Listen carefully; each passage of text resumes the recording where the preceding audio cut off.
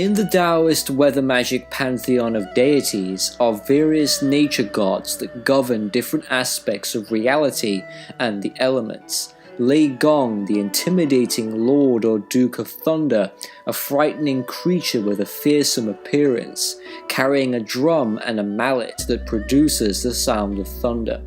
He punishes those who are guilty of secret evils by using a chisel. Along with his wife Dian Mu, the elegant mother of lightning, these two storm deities take care of business as a husband and wife duo. Dian Mu carries with her two lightning mirrors, which allows her husband Lei Gong to see into the hearts of mortals and demons, to make sure they aren't punishing the wrong person. White lightning is used to manifest the hearts of men, whilst red lightning manifests the hearts of demons. Weather magicians can call upon the assistance of Lei Gong and Dian Mu for thunder magic, whilst other traditions use the Duke of Thunder to punish their enemies. Different Taoist sects and lineage groups do very different practices. Please keep that in mind. For summoning the powers of rain, a dragon god by the name of Ying Long should be petitioned. He is a 1,000-year-old winged dragon of rain, also known as the responding dragon, the controller of all waters, being able to create clouds with his breath alone. In the mythology, it is said that Ying Long helped the legendary Yu the Great with flood control. His name, the responding dragon, relates to the idea that if people paid offerings and tributes to him, he would respond to them by sending rain. However, if the people didn't honor him appropriately, he would send too much rain or not enough.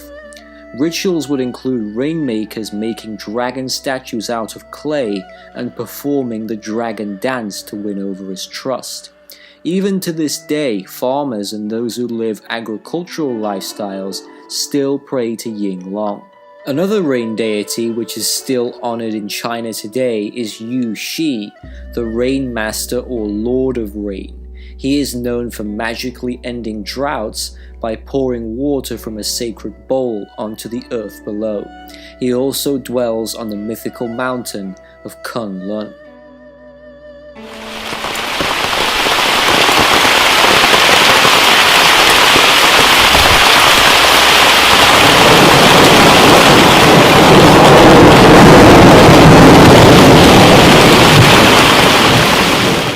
To aid with controlling the powers of wind, Feng Popo or Madame Wind is the ruler of storms. She is usually depicted as an elderly woman riding through the clouds on the back of a large tiger.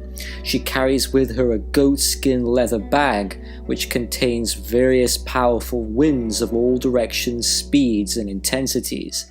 When contacted by the weather magician, if she is correctly appeased, she will open this bag and wind will be generated. Madame Wind is often seen as the replacement of Feng Bo, who is another Taoist wind deity, depicted as a hideous creature with the body of a deer, the head of a bird, horns, the tail of a snake, and the patterns of a leopard. However, these monster-like depictions changed, and during the Ming Dynasty, he started to take on the form of an old man, carrying a fan. It is important to say that there are two different types of Taoist practice: religious Taoism and folk Taoism. Most weather gods always start off in the folk traditions. In weather magic, there exist entities known as demonic whirlwinds. High-ranking demons would be able to travel around in whirlwinds and use them as vehicles to carry their dark, heavy energy, allowing them to travel around without losing chi. It is known that if a demonic whirlwind enters the area, the temperature will drop suddenly and the smell of sulfur will be present in the air. These whirlwinds take on a blacker-than-black appearance. They are unnaturally dark and usually much taller than humans. Their shapes and sizes vary, as sometimes several demons can inhabit a single whirlwind at one time. They are parasitic by nature and look for hosts, so they can drain chi from living mortals. As the demon begins to display its true form, it will usually show itself as a dark creature, almost like a shadow with horns. When the demon manifests properly, it will leave the observer totally paralyzed, unable to speak, unable to move. It renders you almost lifeless, because whilst the demon is in close proximity to you, it is draining your life force to support its own physical manifestation. It's absorbing your vital chi, and if this continues for much longer, it can result in a complete emotional breakdown. Practitioners can go crazy as a result of close encounters with demonic whirlwinds.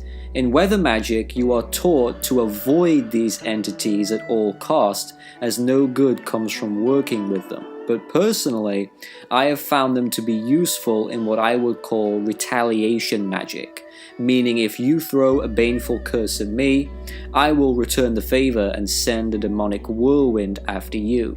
It's not something one should ever do, and I don't recommend it at all.